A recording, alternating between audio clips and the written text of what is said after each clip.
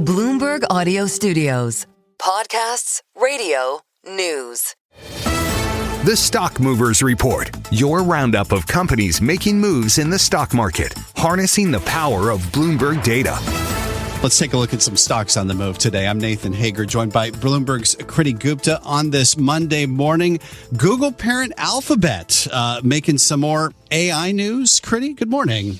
Good morning, Nathan. It is, and this one's really fascinating. When we think about AI, we tend to look in several other directions, but it looks like Alphabet's offering of Gemini really blew everyone away over the weekend. You just heard a series of folks talk about it throughout programming.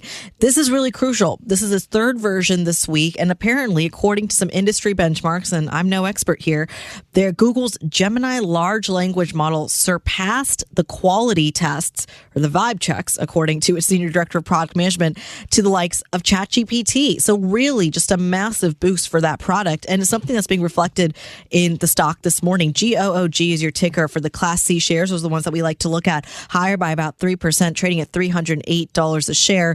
Similar for the Class A shares as well. GOOGL for that as well. You're seeing a lot of the tech gains across the board, though, and I think that one's really significant. There's a series of other stocks you want to keep an eye on that are kind of weighing on the market this morning. I'll start with the loser of the morning, I have to say.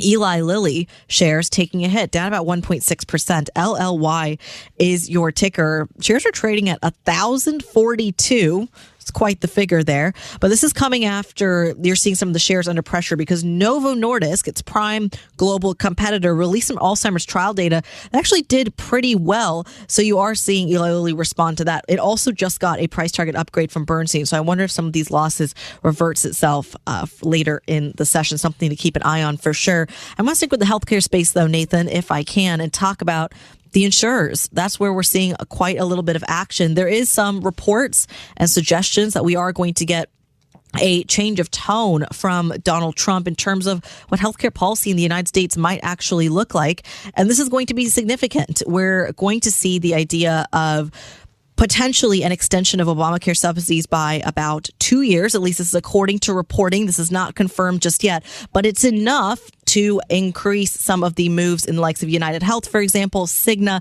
Humana. All the healthcare names are actually rallying this morning. What's not rallying, though, and Nathan, I'll wrap it up here, is defense stocks. And that's where you're starting to see some of the pain points. I'm looking at LMT, Lockheed Martin, one of our favorites, down about 0.4%. RTX, which used to be called Raytheon Technologies, down about 0.7%, trading $168 a share. The pain was worse in the defense stock story here in Europe, and that's starting to bleed into the United States as well. And I just want to issue a quick correction when I said Eli Lilly. LLY, down about 1.6%.